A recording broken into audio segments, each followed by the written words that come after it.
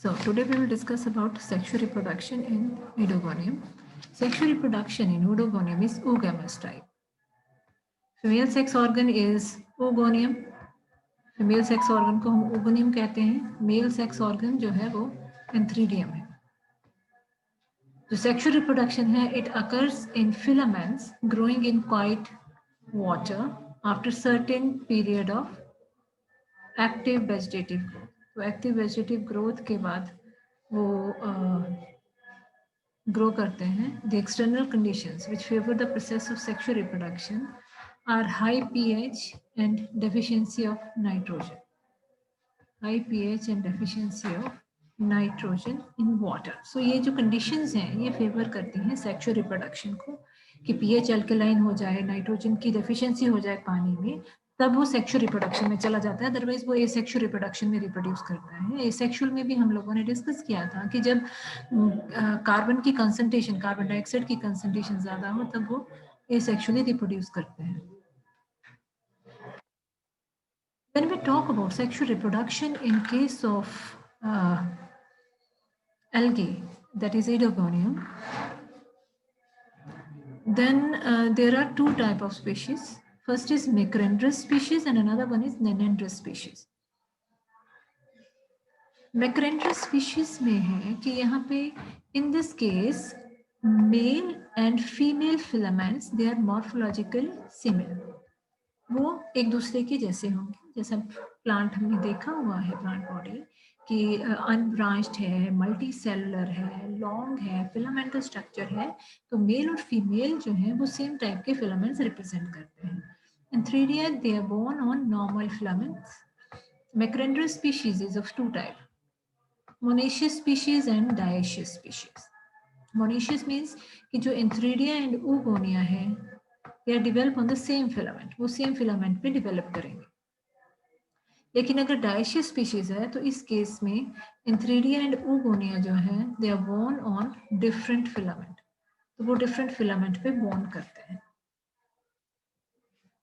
So here you can see this one is the monoecious species जहाँ पे Antheridia and Oogonium जो है they are born on the same filament पे grow कर रहे हैं. और यहाँ पे Antheridia and Oogonia जो है they are born on the different filament. वो different filament के ऊपर grow कर रहे हैं. एक दूसरी species होते हैं जिसे कहते हैं हम Nenandrus species.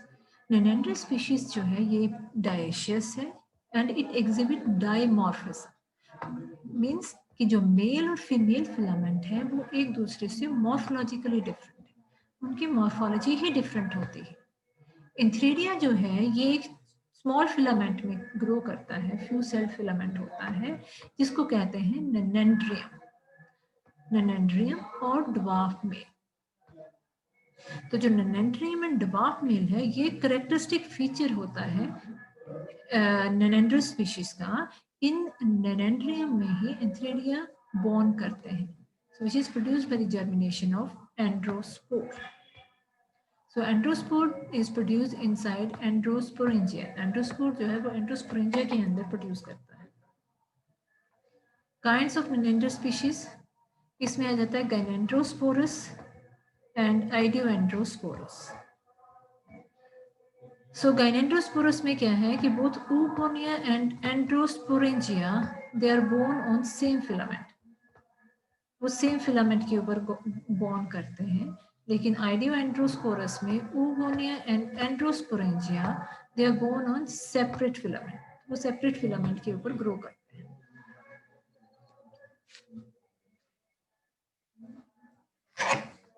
Sex organ in Macrandrus species. तो इसमें आ जाते हैं Antheridia. Macrandrus species जो है इसमें Antheridia जो है they are born terminal और intercalary position. तो वो terminally grow कर सकते हैं या intercalary position पे grow कर सकते हैं. So during its formation, a capped cell start behaving as Antheridial mother cell. तो होता क्या है कि एक कैप सेल जो है वो Antheridial mother cell की तरफ बिहेव करना शुरू कर देता है. ये डिवाइड करता है बट अनइक्वली. अपर सेल जो होगा इट इज मच स्मॉलर और जो स्मॉलर सेल है ये एंथ्रीडियल सेल बनाता है, और जो लोअर है ये लार्जर सेल है, इट बिकम्स सिस्टर सेल, जो सिस्टर सेल बनाता है। Lower is the larger cell which form the sister cell and upper one is the entheridial cell. Sister cell जो है it again divide by unequal division and result in the formation of upper entheridial cell and lower sister cell. तो means जो sister cell है वो division में जाएगा तो अपर antheridial cell बनेगा, लोअर सिस्टर सेल बनेगा, और ये प्रोसेस जो है ये कंटिन्यू रहती है जब टिल 2 to 40 जो एंथ्रीडिया है वो बन जाए। प्रोटोप्लास्ट जो होगा it will metamorphosis into spermatozoid, वो स्पर्मेटोजॉइड, और it is also called as antherozoid. तो जो का प्रोटोप्लास्ट होगा वो चेंज हो जाएगा इनटू स्पर्मेटोजॉइड, और हर एक एंथ्रीडियल सेल जो है they can produce 2 spermatozoids side by side. तो मीन्स जो प्रोटोप्लास्ट है उसमें सेंटर में डिवीजन हो जाएगी and longitudinal division है, and it result in the formation of 2 spermatozoids. Each spermatozoid is small spherical body with a ring of short flagellum attached to its colorless beak like interior end. तो जैसा हम लोगों ने asexual reproduction में ज़ूस्पोर के case में structure देखी, वैसे ही स्ट्रक्चर यहाँ पे एंथ्रीडी स्पर्मेटोजॉइड की होती है और एंथीरोजॉइड की होती है। ये डायग्रामेटिक रिप्रेजेंटेशन है, यहाँ पे आप देख सकते हो ये एंथ्रीडियल मदर सेल है। एंथ्रीडियल मदर सेल में जो न्यूक्लियस है it undergo division and it result in the formation of 2 nuclei. यहाँ पे ये कैप सेल है, जो सेल्स पार्टिसिपेट करते हैं एंथ्रीडियल फॉर्मेशन में वो कैप सेल होना चाहिए। तो जो सेल कैप सेल की डायरेक्शन में बनेगा वो स्मॉल साइज का होगा and it is called as young antheridium. ये फर्दर डिवीजन में जाएगा और एक और एंथ्रीडियम बना देगा, young antheridium, and this is the sister cell. ये जो सिस्टर सेल है ये फर्दर डिवीजन में जाएगी, एक और एंथ्रीडियम बना देगी। तो ऐसे मल्टीपल एक सीरीज बन जाती है एंथ्रीडियस की, एंड जिनका प्रोटोप्लास्ट बाद में मेटामॉर्फोसिस हो जाता है into 2 antherozoids, and antherozoids will look like this.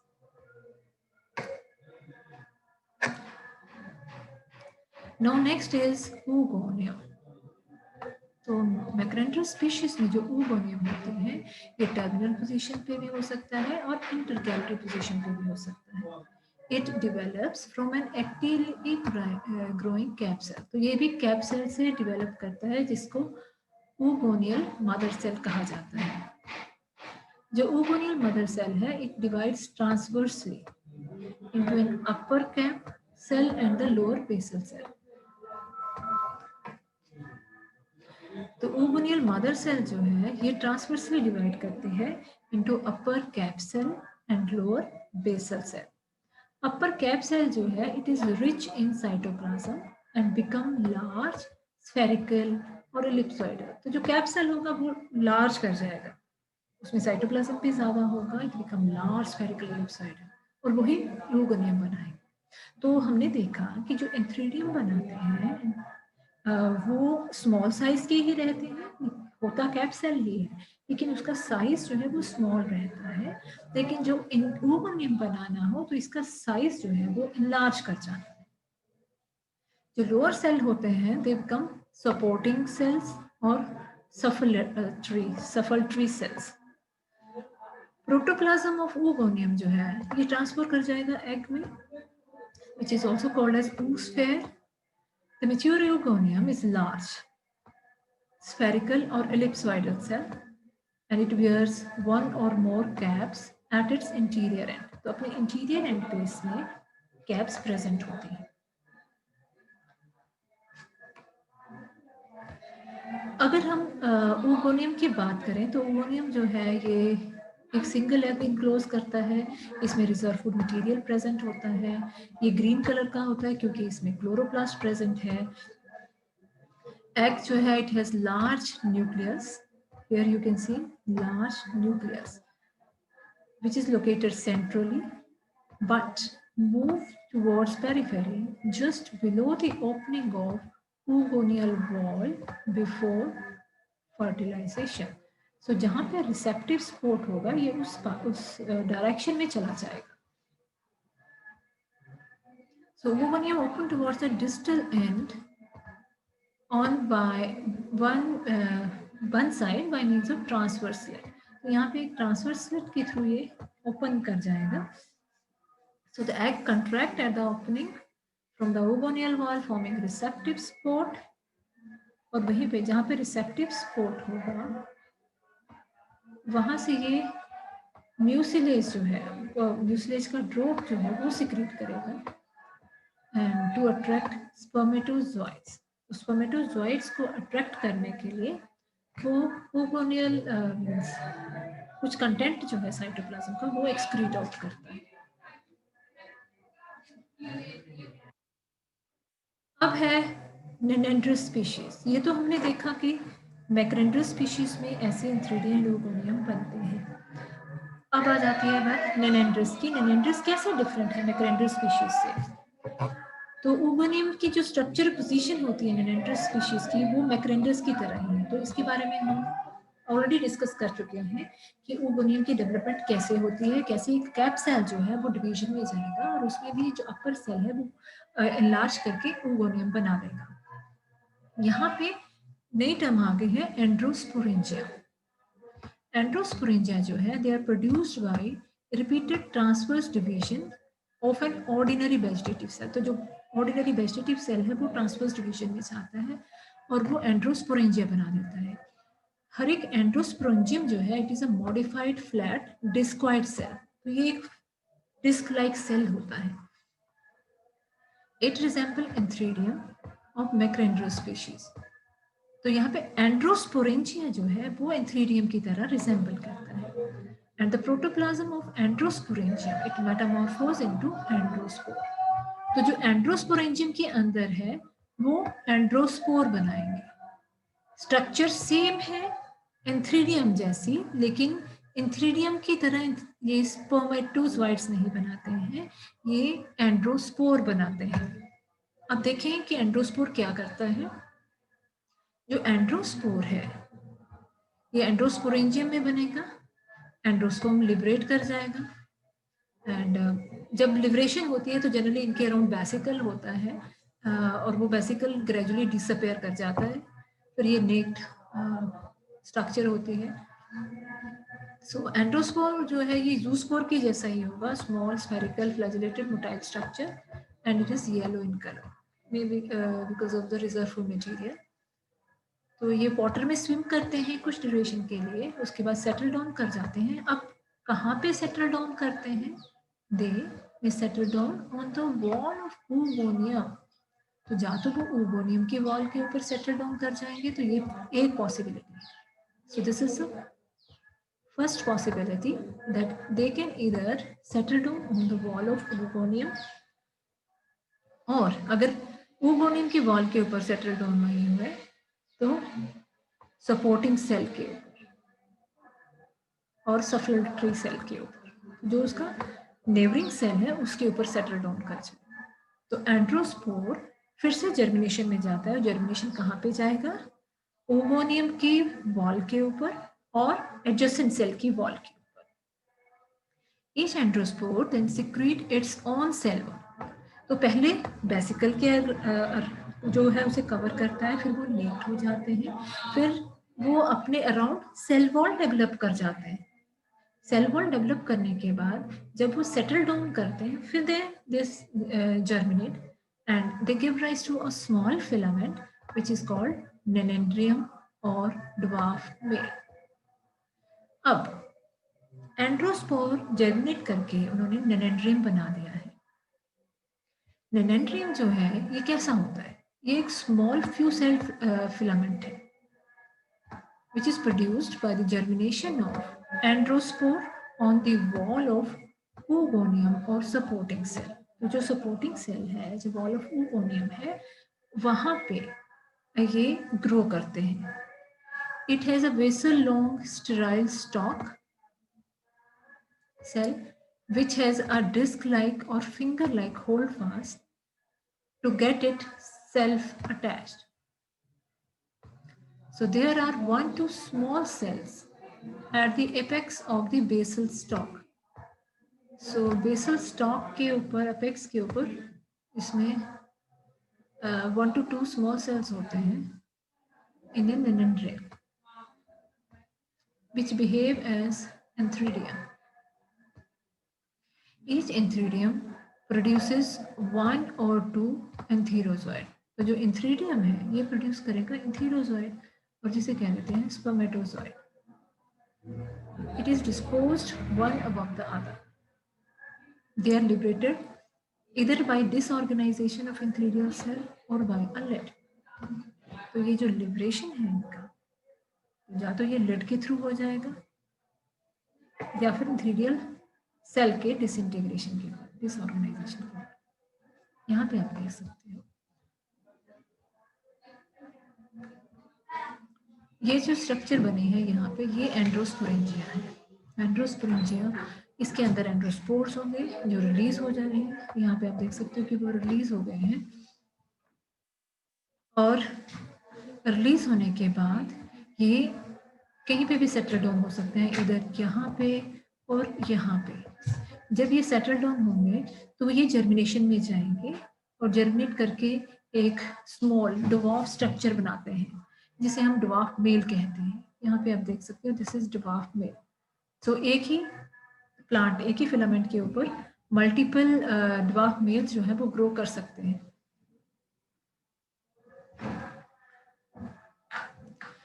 ये जो डवार्फ मेल है इसमें भी वो सेल डिवीजन होगी. जो टिप में जो सेल है वो एंथेरिडियम की तरह बिहेव करेंगे and they result in the formation of antherozoid. Antherozoid जो है वही प्रोसेस आ जाएगी कि यहाँ पे ये रिसेप्टिव स्पोर्ट बना है. एंथेरोजॉइड इस रिसेप्टिव स्पोर्ट की तरफ अट्रैक्ट होंगे and they will result in fertilization. तो जब फर्टिलाइजेशन होते हैं तो ये जो स्ट्रक्चर बनी है इसको कह देते हैं हम zygote, which is a diploid structure. And zygote जो है ये अपने अराउंड सेल वॉल सिक्रेट कर लेती है which is 3 layers thick cell wall and it is red in color because of the accumulation of reddish oil. So this is how fertilization takes place. जो ये zygote बना है ये zygote liberate हो जाएगा, it will be released into the atmosphere by the decay of oogonial wall. उसके बाद it will sink down, sink to the bottom of pond and where it may undergo a period of rest. हो सकता है ये period of rest में जाए.